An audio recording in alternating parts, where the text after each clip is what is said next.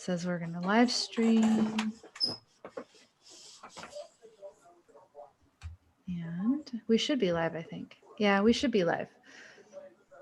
Hello. Okay, I'm going to go over to YouTube and see if we get some comments.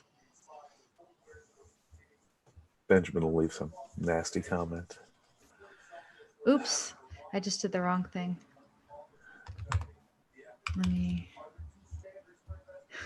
It's been too long, James. It's been too long. Yeah, here we go. Okay, I think I'm back. Good. What's that might look like? Golly. Okay, so yeah, this is our little test. I think we've got a system set up and ready to go for tomorrow, huh? Very good. Yeah. And so delay of about 20 seconds. Yeah, of course, there's always a delay. Right. And that's how it goes. Yeah, so as long as I'm not going to get feedback here, we're going to be fine. Talk faster. I've just been told to talk faster. What is that? Talk faster. Say more words. Okay, so this is a test, and we're going to be back tomorrow, and I'll be wearing makeup, and I don't know what you do, James, but hopefully I'll look a little better than this. Yeah. Well, I'm hoping for same over here, but yeah, this is the first try on this. You look marvelous, by the way. You look wonderful without makeup, Amy. Okay, I have no makeup on, so I will. You need no artificial enhancement. I will. Well, natural light in this space is a very nice thing. So you have wonderful lighting there. You really do. Yeah, no, it's just all it is. There is no light on in here at all. It's just the light coming in through the window, which is. That's what I'm trying to do. This is how sunlight comes out with me. Okay, you can even see, right? It's all. I've got this huge window over here. I partially rented the place that I'm renting simply because of this space, which is funny because I haven't used it yet for any broadcasting. This is the very first time that I've tried it. So it looks like it's going to work. And so you feeling good? I'm feeling good. Okay. I'm feeling pretty good too. I had a bit of a setback this week. Just, you know how this stuff goes. You've had your struggles with, So I've been discovering which things in my diet have not been serving me well and which things are better. And that's it. That's exactly it. And it's a trial and error sort of thing you have to go through. Yeah. And unfortunately I had to lose weight in order to discover it. So now I have to gain it back and gain. Eat. I'm trying. Yeah. Anyway. Feeling better today and looking forward to tomorrow. What do you have on your mind for tomorrow? Well, obviously impeachment, because but I mean, it's so funny, I think I agree with some of the commentators who are of the opinion there's so many important things going on in the world, whether it's coronavirus or, you could have urgent, sirens and red lights screaming news, and the rest of the media really cares about impeachment. So we have to, I think, discuss impeachment, but there are other things in the world to talk about. Oh, definitely. And so obviously I want to talk about some of my work for the Center for Legalization of Privacy. If you haven't checked it out, I've got a video here on my YouTube channel when I went to New Hampshire and spoke to the House Judiciary Committee in New Hampshire about definitely check it out, CACR 15, proposed constitutional amendment. I helped to draft it with Representative Josh Jokela there. And that was a really fun, great experience. I used to live in New Hampshire for a few years, so it was a little bit nostalgic as well. So check that out before tomorrow. The other thing is I do have an interview with John Bolton. It's very old. It's about nothing to do with impeachment. It has to do with Edward Snowden, but it's a topic that's near and dear to my heart. So while you're waiting for tomorrow, which is 2 p.m. Eastern, we're going to be back here, James, yeah? Yeah. Okay. So I hope people will check it out, and it looks like this works. I can hear a lot in this space. It's kind of a bit of a reverb echo naturally from the space, but it sounds okay to you? Sounds great. I wonder if you can hear, because I have the impeachment hearing going on in the other room. I can hear that. Can you hear that? Yes, okay. Yes, I sure can. It will be, we'll be quiet tomorrow.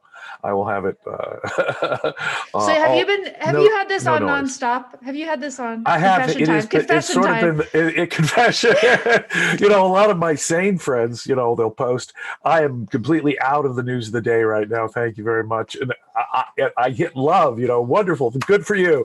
But of course, I, being the wonk that I am, have to be in it at all times. So while I'm doing other things, I'm it's sort so of the glad background. you're taking one for the team here. But it's sort of the background music. I have to say I am conscious of it, in a big way. So I'm hearing how Adam Schiff is constantly misrepresenting the president's position. And I have to say the president's people are getting much the better of the case. But what can I say? Could it be over? Might it be over by tomorrow? I think so.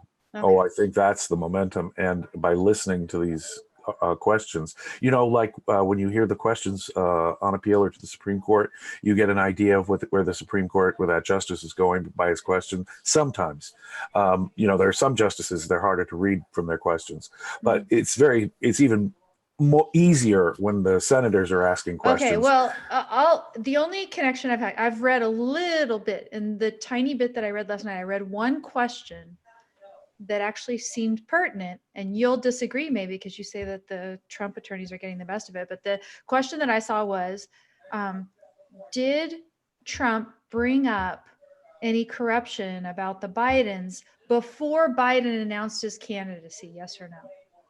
I think that we have evidence that Trump's people were asking questions about it before Trump announced his candidacy. Okay, I don't think we have any evidence. No, but I don't think we have any evidence. Question is all. It is a pertinent question. Yeah, but let's assume. But Professor Dershowitz made a really good point. Doesn't it become more important to investigate Biden after he's running for president? I mean, is it more important to investigate someone who's running for president? Now, it's true it has a political advantage for Trump, but if there is some shenanigans that the Bidens were up to, and Biden is now running for president, isn't it all the more urgent that some investigation happen in it? Another good point that was made is that any kind of suggestion that there was any pressure, whatever, or that there was any kind of this for that is bizarre because that was never communicated to the Ukrainians. And one of the really primary points here is that how could there be a shakedown? How could there be a pressure campaign? How could there be an extortion campaign? How could it have been a this for that if the connection was never made to the Ukrainians? Yeah, if it wasn't ever communicated to them, whatever then, Bolton might say, Bolton might say. Let's say Bolton says that in August of last year, Trump and I, we had a discussion, and he told me point blank that there was going to be a connection. He wanted there to be a connection. Well, that connection was still never communicated to the Ukrainians. We know that they learned about it at the end of August through a Politico news article. Mm-hmm. And when they did find out, they freaked out. There was a flurry of activity, and it makes sense, right? Because suddenly there's, oh my gosh, are they holding up the aid for this reason? But it was never communicated by the Trump administration of the United States government to the Ukrainian government in any way. That's the amazing thing, because even after that phone call, weeks after that phone call, the Ukrainian government had no clue that the aid had even been suspended, much less that there was some connection. So how do you extort someone if you haven't communicated the connection? Right. And if you do bring up the Biden investigation in the phone call, right, why don't you also bring up the aid that is allegedly the silent threat against it? So no, they're making a really strong pitch in terms of there was at least reasonable suspicion to investigate the Bidens. And if the corruption happened in the Ukraine, asking a foreign government isn't improper, since the corruption was, in the jurisdiction of that foreign government. And all Trump was doing was asking questions. In other words, he wasn't saying lie, dig up dirt. He was just saying, could you guys look into that for us? And, even Obama's State Department was questioning the conflict of interest. There are people who looked at it who said this is nepotism at best, nefarious at worst, which of course it obviously is, right? I mean, right. Who the hell is Hunter? Hunter Biden even told CBS News, if my name wasn't Biden, I probably wouldn't have gotten the job. And he got the job just weeks after his dad, the vice president, was made Obama's point man on Ukrainian policy. So, okay. I mean, obviously it stinks. Obviously, you get $1 million a year from this company, and they ask him, "What did you do for this company?" And he says, "I attended a couple of board meetings." yeah. So there was something worth investigating, right? Is there at least a reasonable suspicion? Now, and no one would have known this. It's not as though Trump was using this for political advantage yet, right? No one would have even known that Trump had made the request to investigate Burisma or the Bidens if the Democrats hadn't made a stink of it, if it hadn't been released in the press and immediately the Democrats call hearings and so forth. I mean, no one would have known. No one would have known. So how was Trump even using it for political advantage? All he wanted was the Ukrainians to look into something Well, that okay, but should have been theoretically, looked no, into. right. But what would have happened is once the investigation happened, if it yielded something that the Ukrainians were going to produce, then, right? Right. Well, then it would That's depend on the quality of what they produced. In other words, if there had been corruption, why shouldn't everyone know about it? And why shouldn't appropriate legal steps be taken if appropriate? right. But then, him using it for political advantage is not Well, but doesn't everything a politician, Dershowitz makes another great point. Mm. Everything a politician does is done with a political motive and, eye to the next election. If they don't, they're not doing what their job description is as an elected politician. Good policy should be good politics, right? Well, okay, but we know a lot of times that the politicians are doing things that are for them to be reelected, but not in the actual interest of the United States. Because Trump has a personal political interest in the potentials of a Biden investigation, even if it's in the national interest for our head of state. No, that's obviously not true. Yeah, I don't. Right. So what does yeah. it grant him immunity from? So if there's a reasonable suspicion, can he privately ask about it? Because that's all that happened. There was no linkage by Trump or the U.S. government to anything else, to any aid, and that's where the Democrat argument really falls flat on the ground. One, the legitimacy of the Biden thing, and two, there was no connection made. Right. When you ask some of those House witnesses what they really said, the ones who said, "Oh, everyone knew there was a connection." Well, how did you know that? Who told you that? Did Trump? No, not just Trump, but did anyone tell you there was a connection? No, I assumed it. I presumed it. It was a presumption on my part. Presumption. It was speculation. It was a guess on my part. Oh, I see. So when you did speak to Trump, well, I did ask him. And when I did speak to Trump, he said, "I want nothing. There's no quid pro quo." Whoa, okay. And in no way was that ever communicated to the Ukrainians, because the Ukrainian president and foreign minister have already said on the record, we learned about it through the Politico article. Okay. Okay. And then finally, the point they make is on a legal grounds, and I hear an objectivist can really resonate with some of Dershowitz's arguments. The two articles of impeachment on their face of it are purely subjective, create a standard that no president could live with, that presidents Washington, Jefferson, Lincoln, FDR, Woodrow Wilson for sure, Ronald Reagan, Barack Obama would all be found wanting under this abuse of power standard, right? Did they go outside the scope of their powers sometimes? Did they do questionable things on the border sometimes of those things? Absolutely. All of them did. But if you say, okay, that you were not going to... Here's the first one you're going to remove from office for this. Yeah. And if they do something unconstitutional, we're not going to go to court and have the Supreme Court tell us whether they've exceeded the Constitution. We're going to impeach them because we regard it as an abuse of power. Right. Now, if there's a clear flaunting of well-established constitutional principles, I think that could be the basis of an impeachment. I think it's more than just a criminal statute, which is what they're arguing. I think I agree with Professor Turley that there is an abuse of power thing that might involve, say, a flaunting of well-established constitutional provisions that a president might be impeached for. So I think it's a little more than a criminal provision. But the Constitution, the framers did reject good behavior, the standard they gave to judges, right, in the Constitution, a different standard. They rejected maladministration as a standard. They put in high crimes and misdemeanors, which suggests a violation of law at the very least. No matter how vaguely you interpret misdemeanor, you can get out the contemporary law dictionaries, which they did. It just suggests vaguely a violation of law. What's a crime and a misdemeanor have in common? They're violations of law in some sense. If we don't tether it to a violation of law, we now have a completely subjective, nebulous. You have the dogs barking. Your brother. Oh yeah. Though Okay. they will be contained as well. Don't worry. The Who neighbors knows? are doing You might something. hear That's mine not here, involved. but yeah. Anyway, they make a good point that it becomes a difference in policy. It becomes a policy disagreement if you don't have a clear legal standard. And we were talking about the mixed public motive, right? Well, all politicians have a mixed motive, a part political, part policy decision, and they're forever blended.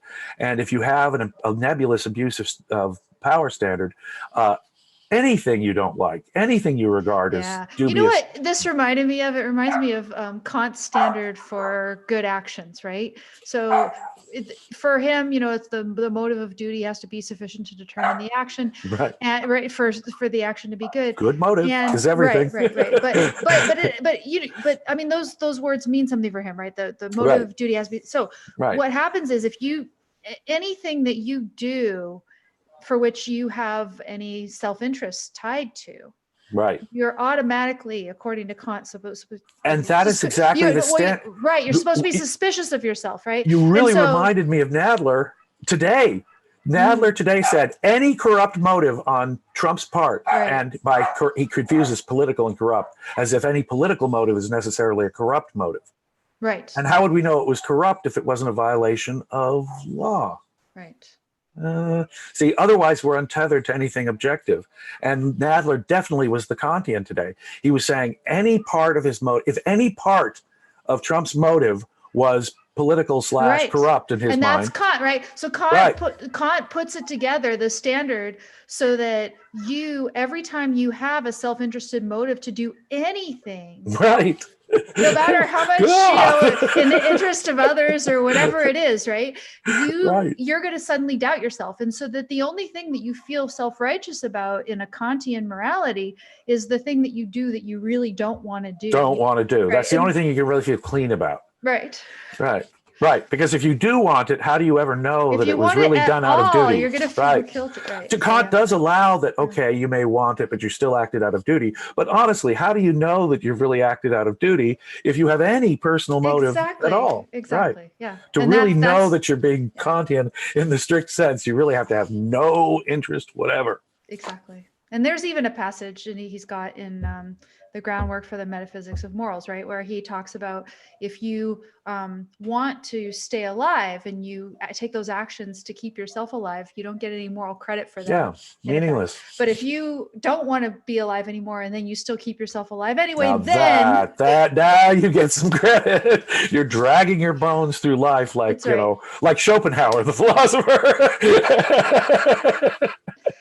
See, even the impeachment, I bring it back to philosophy, basic philosophy. I'm sorry, I just can't help it. So everything does ultimately come back to philosophy.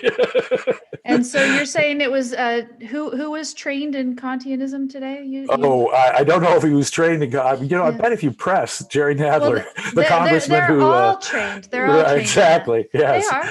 Yes, the guy from the House Judiciary Committee, Jerry Nadler, he was literally saying that if any part of Trump's motive was political, you should impeach him. That's crazy. Crazy, exactly. Okay. And I don't think we could ever live with such a standard.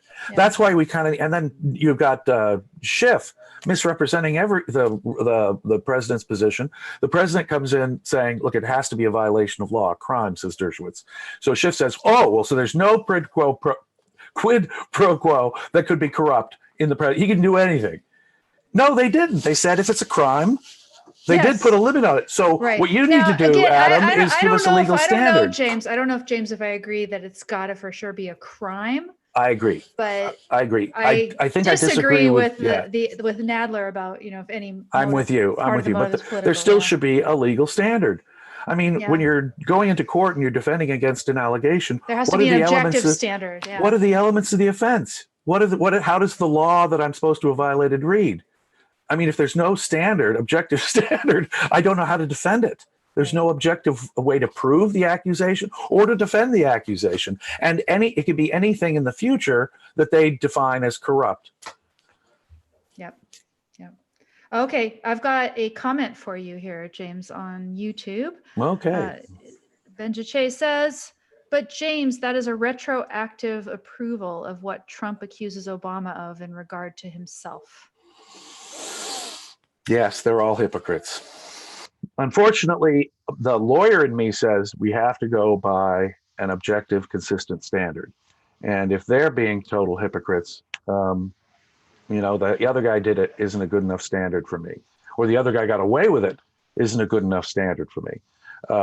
So I try, to have, like I say, an objective standard, like I was just saying, and Right. apply that same objective standard across the board as consistently as I can, rather than end up like these fucking politicians who, pardon my French, who are complete hypocrites.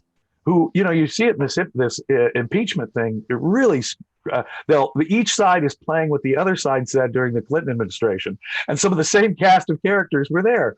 Lindsey Graham on the Republican side, or Nancy Pelosi and Ken Schumer, Starr is there. I can't believe. right? Oh, brilliant move on the part of Trump to get both Ken Starr and Alan Dershowitz, who are on opposite sides of the Clinton impeachment, to be both lawyers for him. And they're good lawyers. Dershowitz I had a is class with eloquent as Ken heck. Starr years ago. I had a summer school class at which law school? At Pepperdine. Yeah, because I went to 2 law schools, Pepperdine and UCLA. But I had a summer school class at Pepperdine, and Ken Starr was the professor. So that was Interesting. so many Really years interesting. ago. Yeah. He very smart man. Yeah. And demanded a lot of reading very quickly. Obviously, he could read and digest very quickly, much more quickly than I can. So, yeah. And that really is the necessity for an investigative prosecutor. Sometimes you've got to be able to digest, especially, when you're in a trial setting and you're getting new information, and you're in court all day, right? And then at 5:30, someone's telling you, downloading all the stuff, the news that you need to have about what may have been found out by investigators. You have investigators and cops telling you what we just found out was because something came up in the trial. So during the trial, during lunch break, you send an investigator, hey, we found out about this. Could you check this out and see if that's for real, or if we can refute that, or if there's some context we can give that? Right. And so they come back. And so at 5:30, you get, the jury's gone home, you get the new information. And oh my God, now you've got to process and chew the information and digest it for court the next day. And to be able to go through a lot of information, because sometimes there are times when you get the evidence and you're like, okay, now how do I get this evidence in now? And so that requires some legal research. So now I've got to go become an expert on some really narrow area of the law that I only had some vague understanding of. And so the intense need to be able to digest legal and factual information overnight and to be able to process it and then persuasively explain it to a judge or a jury the next day. It's really good mental training, though. I got to say, I'm very proud of myself for having done that, because a degree of automatizing happens. I'll be helping someone with some book on Christianity, and they'll say, well, I'm doing this podcast tomorrow. Can you give me a thumbnail on this tomorrow? And I'm like, I think I can, but I'll need to do a little homework. And overnight, I will have digested a bunch of information really quickly, and enough to be able to process it, to discuss it in a way that the layman can grasp it. Okay. Well, I'll have my test of whether I can discuss in layman's terms what I received last Friday. I'll have my test for that tomorrow. So that means I've gotten a whole week to digest what the government and Facebook have said in response to the brief that I filed with the Center for the Legalization of Privacy in the Facebook versus FTC case. Let's talk about it. Yeah, it took me a couple days to come up with the angle that I took in the blog post, right? Right.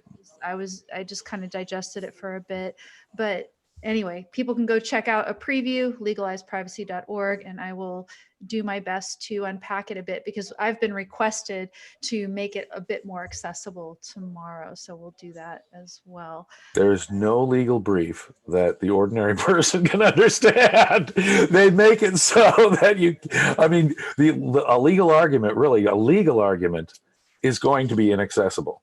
is going to Well, be inaccessible. and then we'll make the Kantian argument again. So just a parallel to Kant.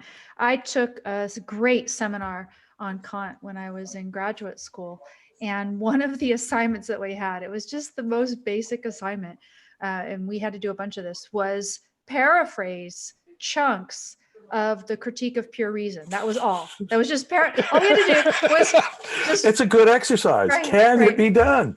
Right, and. There are pages that are, can you really understand what the hell the man is saying? Well, okay. So for one brief, well, not just one, but for a little while, I actually had this grasp of the transcendental unity of apperception. I did. I actually thought I understood it.